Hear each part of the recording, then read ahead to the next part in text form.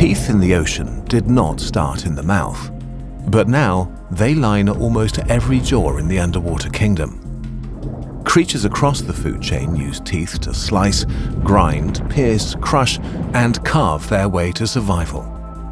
The cookie cutter shark cuts discs of flesh out of dolphins, while the gentle parrotfish grinds coral into dust. Teeth have shaped how ocean life survives, hunts, and keeps ecosystems in balance. But in just 200 years, that balance has begun to slip. So, how did teeth end up in mouths? Why are they so essential to the ocean's survival? And what happens if they start to disappear?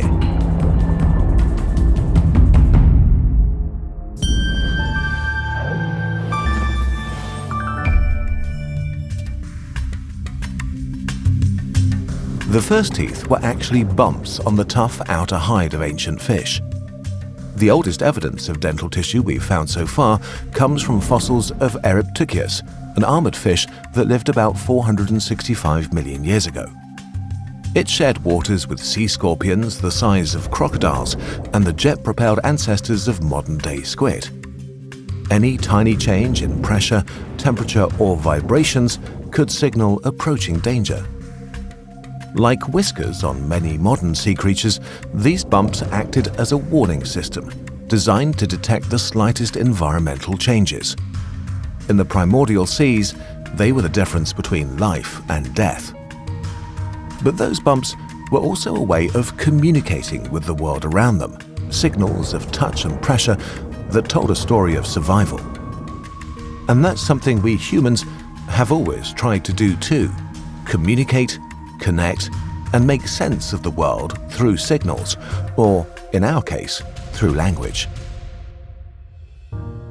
Thanks to today's sponsor, Babbel. We're fascinated by how living things communicate, through signals, movements, or even teeth. That same curiosity is what led us to Babbel, one of the world's leading language learning apps, helping people connect through words and meaning.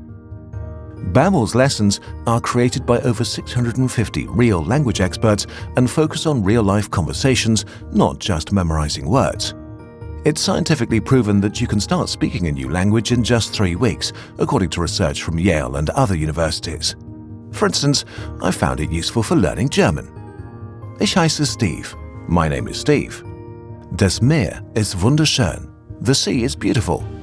Der Ozean ist voller Leben. The ocean is full of life.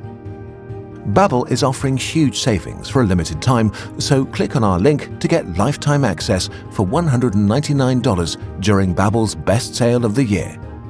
And let us know in the comments, what language would you like to learn and why? We want to hear which one connects most with your own story. Thanks again to Babbel for supporting the channel and helping us explore how communication, in all its forms, shapes life on Earth. Now, let's dive back into the extraordinary variety of teeth that fill the ocean. Long before they became tools for eating, teeth were instruments of perception, a kind of language between organisms and their environment. Each of those bumps along Eryptychius's outer armor was made from dentine, the exact same material that forms the core of our own teeth. And each one had its own nerve running to it, just like ours. So when you bite into an ice cream and feel a cold, shooting sensation go through your tooth, you're experiencing an echo across almost 500 million years of evolution. But our teeth are found exclusively in our mouths, and we use them for eating, not sensing our environment. So what changed? The development of one of the biggest evolutionary breakthroughs in the animal kingdom. About 440 million years ago, some fish began modifying their gill arches, the bony structures supporting their gills. Initially, this wasn't about eating at all, but something even more important. By making gill arches larger and more robust, ancient fish were able to pump water more efficiently across their gills, improving their breathing. These kept developing until, eventually, they became something entirely new: the first jaw. Up until then, early fish were jawless and relied on filter feeding to survive. But jaws opened a whole new world of possibilities. This new adaptation allowed fish to grab prey, crush shells, and process food in ways their jawless competitors, like the silly-looking Sacabambaspis, couldn't even dream of. The innovation was such a success that in about 70 million years, most jawless fish had gone extinct. Only lampreys, hagfish, and a few other primitive jawless species still remain. Every vertebrate jaw on the planet, from birds to sperm whales, and even us humans, can trace its ancestry back to one set of fish jaws. But this leaves one final question: how did teeth go from being sensory bumps along the outer skin to rows along a jawbone? The leading theory says they must have migrated into the mouth, and we see evidence of this in modern sharks, skates, and rays.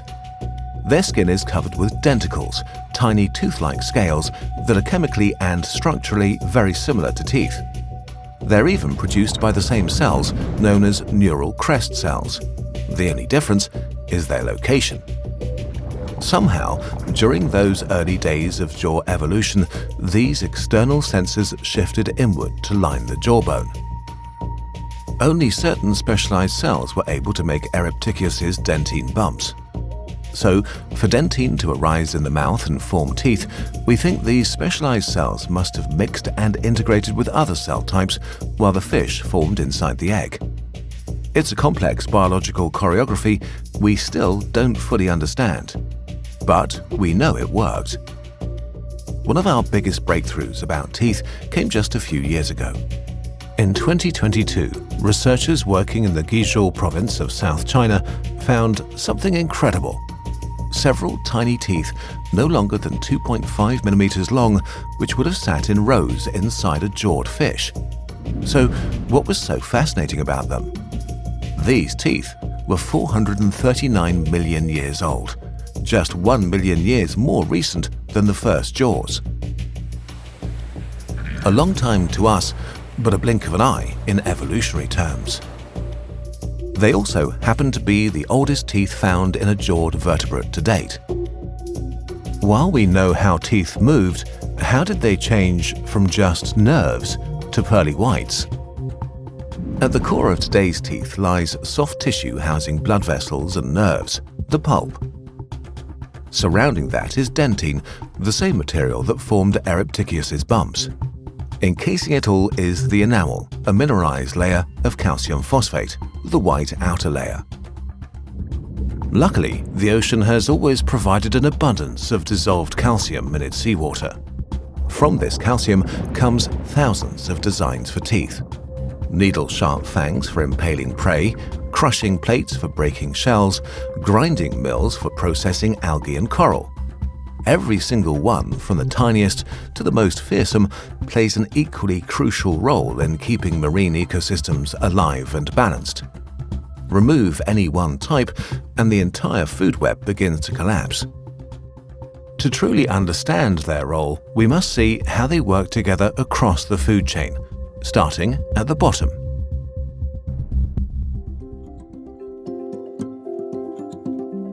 In the sun-drenched shallows of the Caribbean reef, photosynthesis runs rampant. As the sun pierces the water, algae transforms it into life and energy. But left unchecked, algae would smother every coral surface within months, blocking out the sun and turning vibrant reefs into lifeless underwater deserts. Listen carefully, and you'll hear the ocean's gardeners hard at work, their teeth scraping and grinding in an endless rhythm that keeps these precious coral habitats alive. The parrotfish. At first glance, they look gentle. Rainbow-colored scales catching the light, a face that seems to smile as it drifts past. But don't be fooled. Those friendly features hide some of the most powerful teeth in the ocean, capable of grinding coral into dust. And it's important they do. Parrotfish are the reef's maintenance crew, spending their days methodically munching through coral algae, which forms tough, paint-like coatings that cling stubbornly to coral. By feeding on these plants, parrotfish prevent algae from overgrowing and outcompeting the coral for light and other resources. To reach their meal, the parrotfish uses its incredibly powerful teeth to bite off entire chunks of coral. But take a closer look. They're not individual points at all, but two solid dental plates that act like industrial shears. Nearly 1,000 teeth arranged into 15 rows, all fused together by bone. Though what astonished scientists wasn't just the quantity of teeth, but their unbelievable durability. Parrotfish bite on coral all day, sometimes at speeds of up to 20 bites per minute. And yet, their beaks never seem to wear down, crack, or break. How come? Parrotfish teeth are actually made of fluoropatite crystals, the second hardest biomineral on Earth. But so are the teeth of many other fish and sharks. So what makes these chompers special? Well, when scientists looked under the microscope, they saw something unusual. Fluoropatite crystals from parrotfish teeth are woven together like medieval chainmail. Individual crystal bundles interlock and overlap, distributing crushing force across the entire beak. Near the biting surface, the crystals become smaller and more tightly packed, concentrating incredible durability exactly where it's needed most. The result is a powerful beak that can withstand 530 tons of pressure per square inch. That's like fitting 88 elephants on your thumbnail. But beyond keeping algae populations in check, parrotfish teeth play another crucial, yet highly unusual role in the reefs of the Caribbean. After slicing through the coral with their impressive chompers, a second set of teeth take over.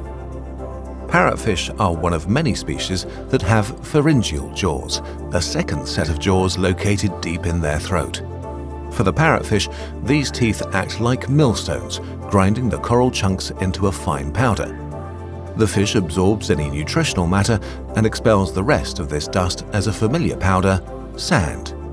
In fact, 70% of the white sand beaches in the Caribbean and Hawaii are the product of parrotfish, which can produce more than a ton of sand per year. Over in the crystal waters of the Indo-Pacific, a very different kind of gardener weaves through the reefs. The blue tang is tasked with the same job, keeping algae in check, but its approach is completely different. Instead of brute force, the blue tang operates with a delicate, surgical precision. This is in part due to their picky appetites. Blue tang don't have the stomach for calcium-rich materials like coral, so chomping through it like a parrotfish is not an option.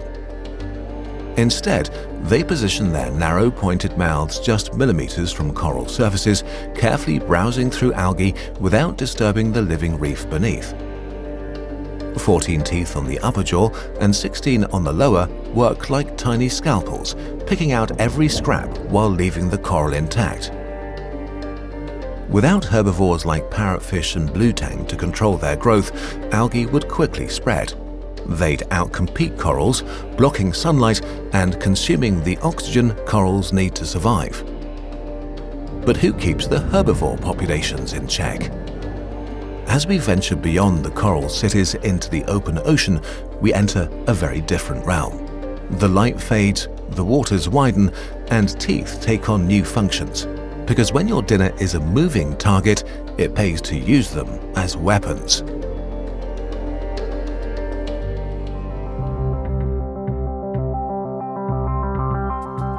Thousands of miles away, off the shore of the American East Coast, black drums patrol the waters, feasting exclusively on hard-shelled mollusks like clams and oysters. Though they're carnivores, adult black drums have no use for sharp teeth. Instead, they favor crushing power over cutting precision. Their mouths are lined with flat, rounded teeth that resemble cobblestones, perfect for cracking open the toughest mollusk shells. Their special jaws give them one of the strongest bite forces of all fish species. While other related fish can move their jaws back and forth in a shearing motion, black drums cannot. They can only move their jaws up and down like a nutcracker. What might seem like a limitation at first is actually a brilliant adaptation. By sacrificing flexibility, black drums have gained incredible crushing power. When they clamp down on an oyster shell, there's nowhere for the force to dissipate, concentrating it all into pure compression. The oyster's armor is no defense for this kind of power. It buckles and breaks, spilling out as another delicious meal for the hungry fish. Without these shell crackers, mollusk populations would explode, depleting phytoplankton and impacting the food web for other species. But while the black drum's mouth is crowded with molars, some predators can't even fit their teeth in their mouth at all. Deep in the ocean's twilight zone lurks one of the most terrifying mid-predators of all.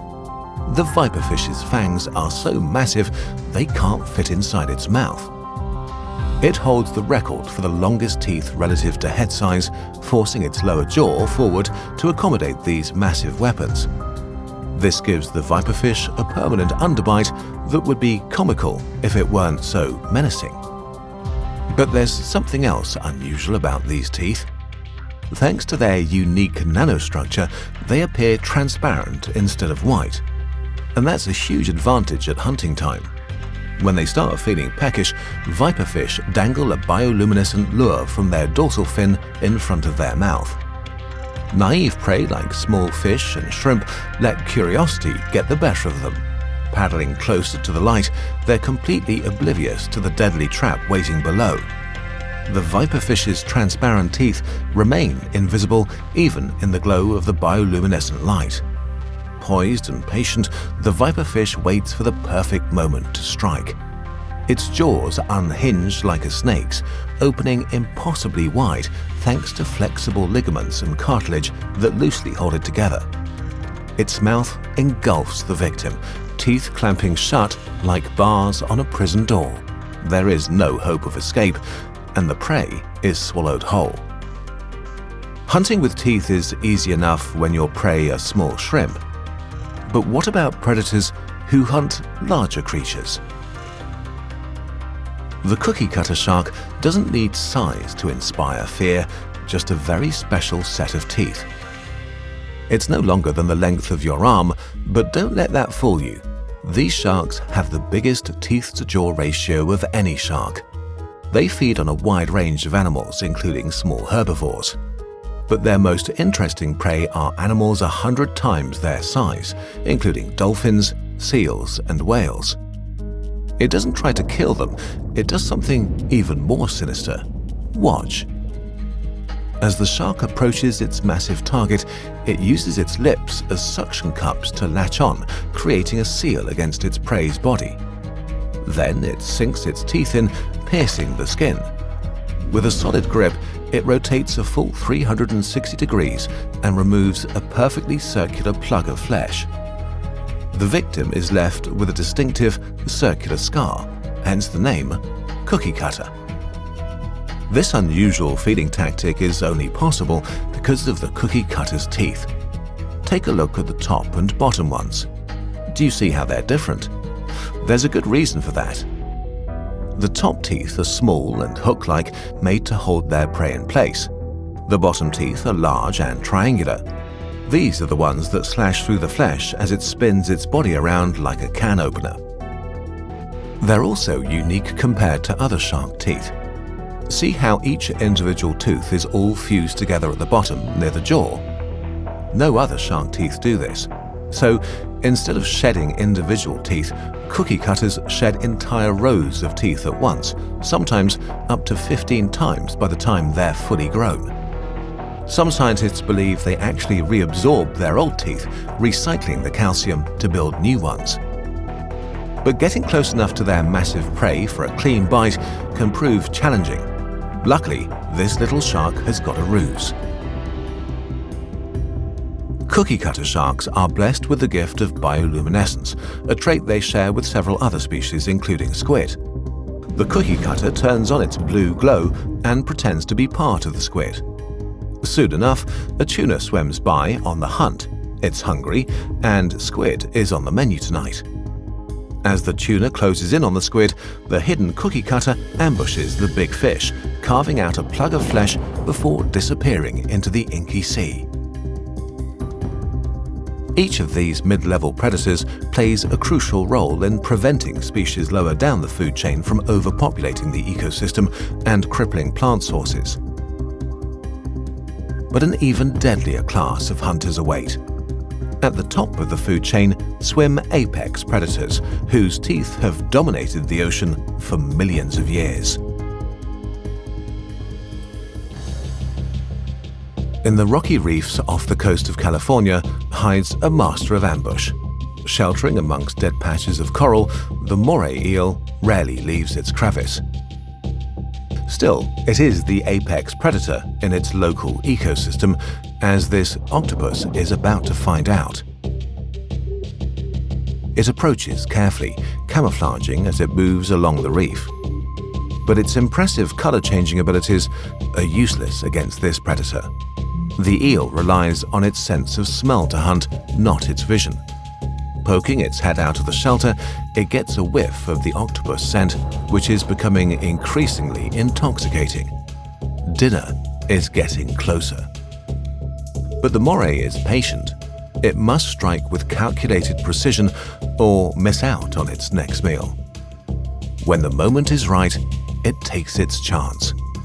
Opening wide, it lunges out of its cave, exposing its long, needle-like teeth. They curve backwards to prevent prey from escaping, the perfect weapon against soft, slippery octopus. However, this stunned octopus isn't going down without a fight.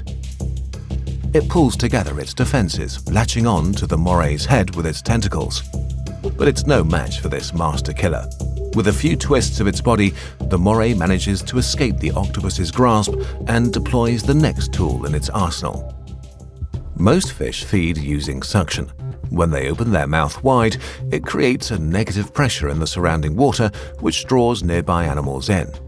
Since morays live in such tight spaces, they can't open wide and had to invent other tactics to hunt. Instead of relying on negative pressure to draw in passing fish, the moray releases a second set of jaws from its throat. The teeth from these pharyngeal jaws sink into the defeated octopus and put it down into the eel's esophagus. No other animal we know of uses their pharyngeal jaws to actively grasp and transport prey from mouth to throat like this. Legend has it this double-jawed mechanism inspired the design of Xenomorph's mouth in the movie Alien. As the octopus slides back towards the eel's throat, the teeth in the roof of its mouth fold upwards like a lawn chair, preventing them from breaking against the pressure and helping the eel swallow its prey whole. While the moray eel relies on its sharp sense of smell and sneaky ambush tactics, in the cool open waters of the North Sea, the orca takes a different approach. They patrol the depths like a military squadron, using their intelligence, teamwork, and dangerous teeth to catch a meal. Leaning on their echolocation skills, a state-of-the-art biological sonar, they detect a school of herring just a few kilometers away. With ninja-like stealth, 5 orca approach the school from below. As they begin to circle, they tighten their formation, using a sophisticated system of vocal cues to coordinate the movement. Slowly, they maneuver the deathly disco ball to the surface of the water. Suddenly, a thunderous crack ripples through the water. The alpha female has given her signal, slapping her tail against the water's surface. The assault has begun. The rest of the pod follow her lead, slapping their tails into the ball of herring, stunning some, killing others. With their opponent disarmed, the orca enter a feeding frenzy, swallowing dozens of herring at a time. Like humans, orcas inhabit every corner of the globe, and like us, their diet varies depending on where they live. When hunting larger prey, like seals or sharks, their conical teeth rip and tear their flesh into smaller chunks. Orca have anywhere between 40 and 56 teeth, measuring up to 7 centimeters long, about the length of a lighter. When their mouth is closed, the teeth in the upper and lower jaws interlock, giving them a strong grip on their prey. The front teeth are inclined slightly forwards and out to protect from thrashing movements of larger prey. This is important since orca don't replace their teeth like sharks do. If they lose one, it's gone forever. Over the years, all that hunting takes a toll on their dental well-being. The pattern of wear on the teeth of older orcas can indicate what they've likely been eating over their lifetime, whether it's fish, sharks, or large marine mammals like seals. Those who feed on sharks tend to be the worst off. Their teeth are severely worn down by the shark's highly abrasive skin, which is covered in tooth-like denticles. But orcas don't just use teeth for eating. Recently, young orcas in captivity have been seen engaging in 2-minute episodes of non-aggressive, face-to-face oral contact in something resembling a French kiss. Researchers documented a specific behavior pattern called the gentle tongue bite, where one orca touches the other's tongue with its teeth but does not bite. It's unclear what the meaning of this interaction is, but some ideas are that it could be an act of grooming, play that helps refine fine motor skills, or social bonding. When apex predators like moray eels, orcas, and their teeth are removed from the oceans, the balance of entire marine ecosystems begins to unravel. These top hunters are vital in regulating the food web.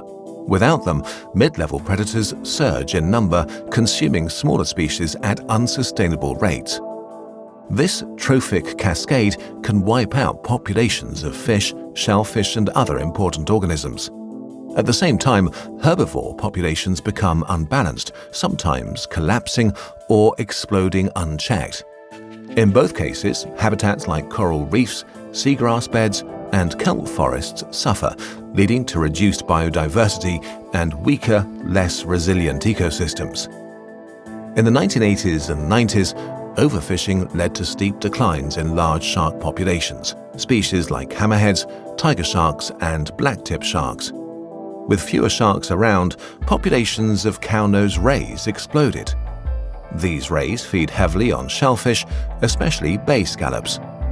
Their numbers grew so large that they overgrazed scallop beds, leading to the collapse of the bay scallop fishery in North Carolina.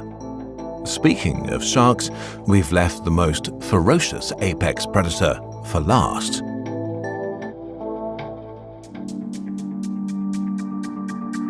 When you think of teeth in the ocean, you probably think of this. But what truly makes the great white a master predator isn't just the teeth in their mouth, it's the teeth on their skin. Sharks are covered in tiny, flat, V-shaped scales called dermal denticles, except they're much more closely related to teeth than to regular fish scales. They're made of the same materials and even rely on the same developmental genes. The little grooves between denticles all align in the same direction, which reduces drag and turbulence, allowing the shark to swim faster and more quietly. This technology didn't go unnoticed. At the 2008 Beijing Olympics, several swimmers wore swimsuits covered with denticle-like scales, and it paid off. Almost every medal-winning swimmer that year was wearing a shark skin swimsuit. This caused such controversy in the sport that the International Swimming Federation ultimately banned the full-body shark skin suits 1 year later, saying it gave users an unfair advantage. Dermal denticles give sharks a rough texture, comparable to sandpaper. But the advantage of this is that sharks don't have to deal with barnacles like whales do. While not directly harmful to whales, barnacles can create unnecessary drag for the whale, requiring more energy to move forward. But since the shark's dermal scales are constantly bending and flexing with the movement of its body, the gaps between scales are changing. Even if a barnacle could somehow grab hold, it wouldn't last very long. This discovery revolutionized ship hull design. Inspired by these denticles, engineers developed riblets which possess fine ribbed structures with sharp tips that reduce drag by 7%. Not only did this lead to faster journeys and reduced fuel consumption, but lower maintenance costs thanks to fewer barnacles latching onto the bottom of boats. Even though these denticles are remarkable, they're not the teeth great whites are known for. Throwing its powerful jaws open, this threatening predator reveals 48 terrifying teeth. Unlike orcas, These sharks lose their teeth on a regular basis. They don't have any roots to keep them in place. Instead, they're attached to the jaw by a tissue that allows them to fall out and be replaced by the developing teeth behind them. Great whites can have up to 7 rows of developing teeth at any time, which work like a conveyor belt to make sure this predator never runs out of razors. These sharks can lose anywhere from 20 to 30,000 teeth in their lifetime. Triangular and finely serrated, they're optimized for cutting power. Their tough outer layer, enameloid, is rich in fluorapatite, the same material found in the parrotfish's strong dental plate. This makes shark teeth very hard and durable, and is why so many have endured in the fossil record. Turns out teeth store all kinds of data about an animal, and fossilized teeth can give us unprecedented insight into a wide variety of things, from an animal's species to its diet, age, evolutionary relationships, health issues, and even what the climate was like during its lifetime. Teeth are basically biological time capsules, and this makes them invaluable for understanding how the Earth changed over millions of years. For example, researchers used fossilized teeth from a now-extinct species of sand tiger shark to settle a decades-old mystery about why Earth shifted from a warmer greenhouse climate to a cooler icehouse one about 50 million years ago. By analyzing the chemical makeup of the teeth, especially oxygen isotopes and rare earth elements like neodymium, they could reconstruct ancient ocean temperatures and track how ocean currents changed over time. The shark teeth showed Antarctic waters were warmer than expected for a long time, even as major tectonic shifts occurred which modified the map of the world. These shifts included the opening of the Drake Passage and the Tasman Gateway, which in turn allowed the Antarctic circumpolar current to form. This current isolated Antarctica's cold waters, turning the continent into a glacial world, and eventually triggered a global cooling event. The shark teeth revealed that cooling lagged behind tectonic events more than researchers had initially assumed, and provided them with a more accurate geological timeline of the Earth's evolution. But now, as the oceans become warmer, they're under a new type of stress, affecting teeth, shells, and coral, and could, if left unchecked, upset the balance of the entire marine ecosystem.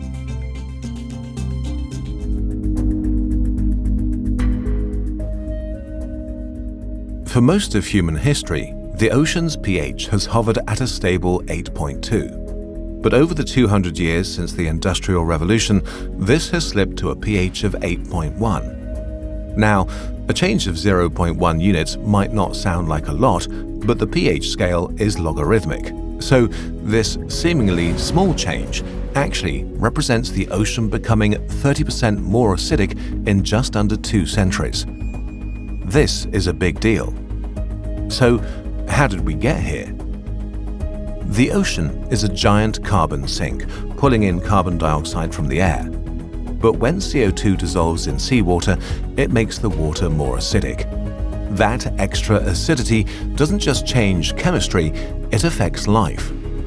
Many marine animals rely on calcium to build shells, skeletons, coral reefs, and, well, teeth. When the ocean turns more acidic, it becomes harder for them to grow and maintain these structures. To simulate what this future means for the ocean's teeth, researchers devised an experiment. They took 2 20-liter tanks and filled them with seawater. The first was set to pH 8.2, the historical average. The other was set to pH 7.3, the estimated acidity of our oceans by the year 2300. For context, that's about 10 times more acidic than it is today. After 8 weeks, they retrieved the teeth. The differences were startling. Not surprisingly, the teeth from the acidic tank were significantly more damaged, with visible cracks and holes, increased root corrosion, and structural degradation. This is especially worrying when you consider that many shark species must swim with their mouths open to breathe, since they can't pump water over their gills like other fish can. One caveat is that this study was conducted on teeth the sharks had already shed. Maybe the results wouldn't be so drastic if they were still attached to the mouth. Perhaps they would benefit from an unknown repair mechanism. But we just don't know. Regardless, this worrying finding paints a bleak picture of the fate that awaits not just shark teeth, but teeth all across the food chain and all calcified structures in the ocean. Even if they do still manage to form in an increasingly acidic ocean, reefs or shells will be weaker than they should be and more prone to corrosion and natural erosion. Some experts estimate that by the 2050s, healthy coral reefs will be eroding more quickly than they can be replaced. If the reef dies, the species that rely on it for survival won't be able to grow and develop into adulthood. Without the ability to reproduce, it's only a matter of time before the entire reef ecosystem collapses and many species disappear. Just a few years ago, a group of scientists decided they'd had enough. So they designed an experiment to save the Great Barrier Reef. Using bulk carrier ships, they dropped 90,000 tons of an alkaline substance, calcium hydroxide, CaOH2, into the surrounding waters every 3 days for a year. Within the first 100 days, the team could see noticeable improvements and over the course of the year managed to offset over 4 years of acidification. But the success was short-lived. After the experiment ended, the benefits wore off within 6 months, showing that while it did technically work, it required continuous application to be sustainable. At the rate we're releasing carbon into the air today, the oceans will be at pH 7.8 by the end of the century. The last time the ocean was that acidic was 14 to 17 million years ago in the Miocene epoch, when the Earth was 3 degrees warmer than today and in the middle of a major extinction event. Teeth began as tiny bumps on armored fish, a strange defense against ancient predators. Over hundreds of millions of years, they became tools that shaped the ocean itself, grinding coral into sand, slicing whales like can openers, and holding entire ecosystems in a delicate balance. But today, the ocean's chemistry is shifting faster than creatures can adapt. Acidification threatens to dissolve not just teeth, but the very fabric of marine life. If we lose them, we don't just lose predators or prey, we lose the intricate system that sustains the sea and us. Have you noticed how many nature documentaries on YouTube are actually made by AI, pretending to be something they're not, camouflaged by the YouTube algorithm? Well, this documentary was created with no AI, by 14 brilliant people who love telling stories about the incredible natural world we all share. But for every $1 we spend on production, YouTube pays us back only 30 to 40 cents. We launched this documentary series to fight back against thousands of cheap, soulless AI documentaries being uploaded, riddled with inaccuracies and misinformation. And now we need your help, or this series is in danger of being discontinued. For the cost of a cup of coffee, you can join our mission on Patreon by investing in quality scientific storytelling from real people. And if you can't, that's okay. Tell us what you think of AI documentaries in the comments. Go start a discussion and let's get YouTube to pay attention. Thanks again, and I'll see you next time.